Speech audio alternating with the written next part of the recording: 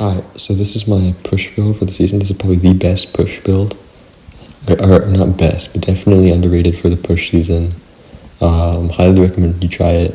It's Spear Kata. It very closely mimics the raid build, and you can add some survivability if you want. Me personally, I don't need the survivability because you're not engaging the fight. Like the fight's happening over here, and you're just standing really far away, just like mashing all your high damage shit. The reason this build's good is because you got the really high damage from really far away, so like, you're not even getting close to the fight, and you can still like be really lethal and shit, right? Like, it does a lot of damage no matter where you are. Here's the build. We got the fire air. Again, this is very closely mimicking the raid build. I take this because it's speed. I take this for the cleanse because the other two just doesn't really add any like value. In raids you'd run it because you don't need the cleanse, but you know, just for the places that where those things don't add value, you obviously switch them out. The rest of the build's fine though. I don't know, Spear does have a bit of CC. You could run Lightning Rod. I just run Bolt to the Heart because I think it's going to give me more damage overall. The skills are a bit weird. Blast in general is a good idea on Kata. I would always run Blast on Kata because you can do like this and you get the boons out of the Sphere and the Blast heal skill.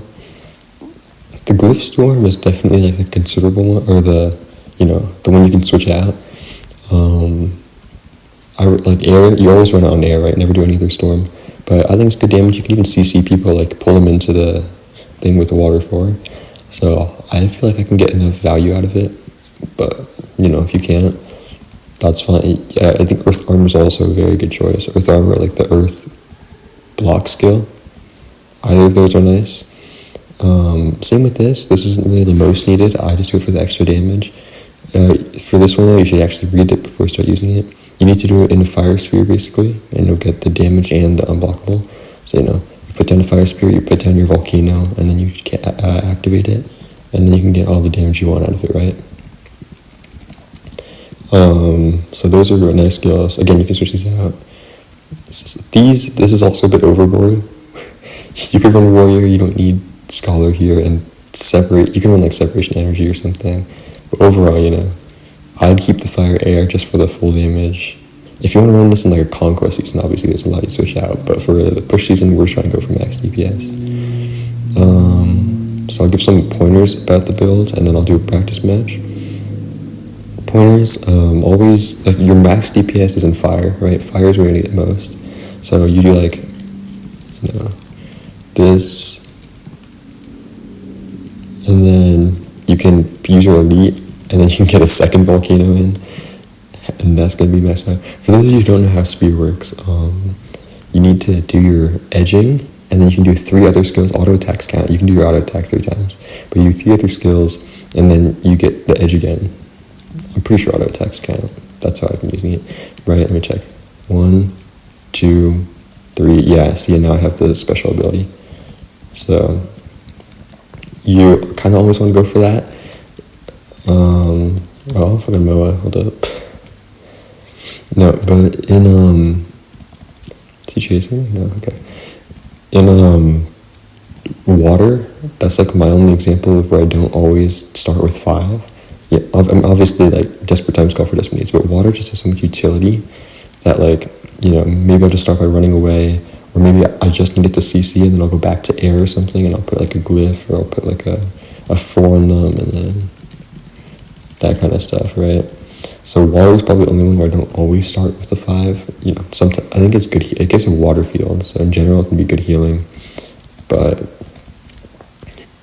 in other things except for water, you're going to want to start with the 5. Earth, generally, you should read what 3 does. The others are just damage, but Spear doesn't have anything really unique. But 3 is the really important one because it gives you barrier and it's a CC, which is really nice to have. Like the barrier, if you're low and you're trying to get away, then you get the barrier out of that. So I think that's really nice. What other things are important in this build? If you were to switch something out, if you were to switch the air out, switch it with Arcane. Don't switch the fire out. Again, I don't recommend changing anything. I should mention, okay, I already mentioned it basically, but always take the air storm and then you can pull them in with 4. So that's a really nice combo you can do. I've seen some people put the Jade Spheres on their opponents. That doesn't accomplish that, or like maybe put it on their teammates or something. Put it on yourself. You need it, especially if you're gonna be using this, right? You need the spheres on yourself. This one gives you quickness, which is really gonna make all your skills happen faster. Considering you need to do 3 whole skills before you get this again, having the quickness sphere is gonna be really, really nice. So in general, put the spears on yourself. Stop putting them on opponents. Flash is nice. Never switch out Flash. It's your only disengage from a fight. If you're getting like CC'd or they actually make it to you, you do this, and then maybe you can like 3 and run away. Again, if you were to switch it out, Earth Armor, Mist Form, I would consider it. 75-second cooldown's long though. Maybe not. Fortified Earth's nice. Maybe Arcane Shield if you're gonna run Arcane, or like Arcane Blast if you want the extra damage on the Arcane trait line. Again, always stay far away from people. You know, don't try to bring a fight up close.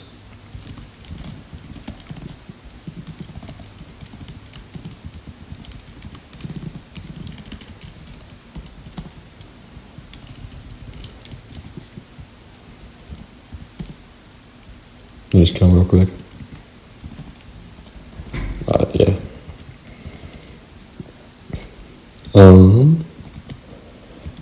I don't think you switch out fireworks because edging is always like 25 seconds.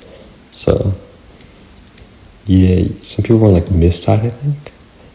I wouldn't run mist tide. I just run fireworks because your edging is always going to give you the extra damage. Jacula Haub.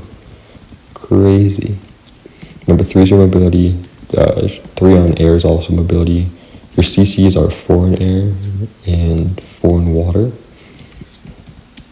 That's about it. I'll do a practice match now, I guess.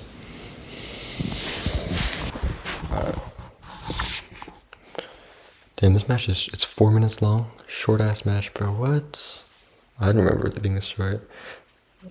Okay, I mean, yeah, that's me at the start of the match, one-shotting them all. Type shit.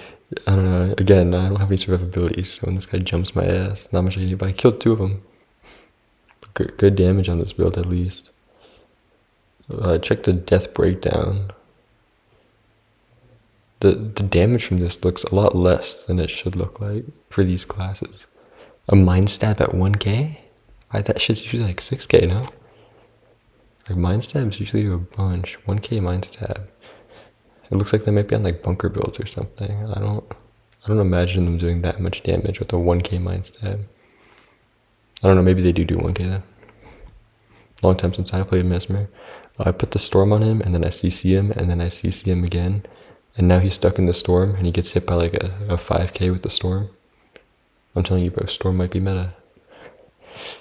Imagine if that hits like their whole team, right? So you can switch out storm, but I'm a big storm guy. Alright.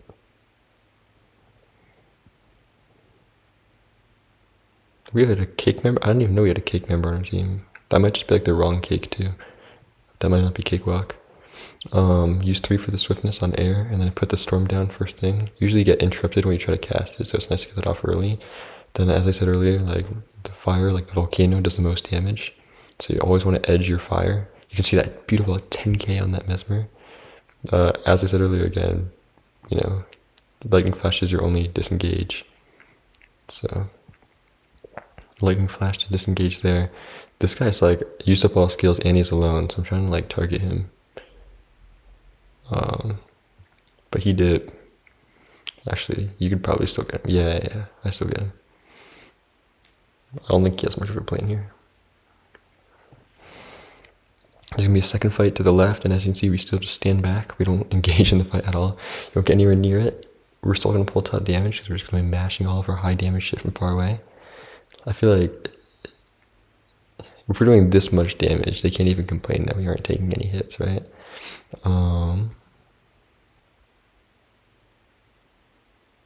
But as you can see, I always do edging. I did edging first there, do other stuff. I accidentally did my R the fire thing, the fire utility skill before my Jade Sphere, which was a mistake. I don't know, I was like rushing or something.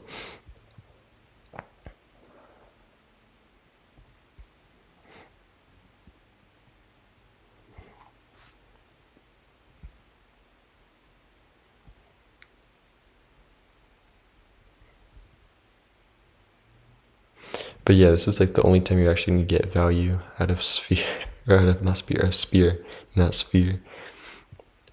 See how much damage I can pull on this down guy. Look, do you see that? Like 3k, 3k, 3k, 9k, 2k. Just constant damage that you can pull. There's my volcano, my edging final. I didn't see that this guy had vengeance. I should try album fight. Yeah, earth damage is very underrated. I think earth might even do more than air in my opinion.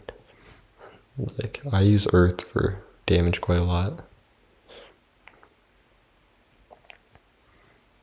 I run away from the spawn over there because I don't want to tank any of the hits. I just want a far away DPS. And with that juicy 7k, the volcano, always got to land your volcanoes on them. And you can do like your elite and volcano again. Volcano is just so juicy. I would literally never use my elite on anything other than volcano. I like our team just gets wiped here.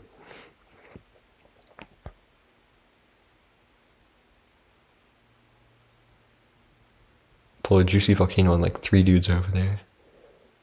I pull them into it, and I think the match ends there. Some teammate probably walked.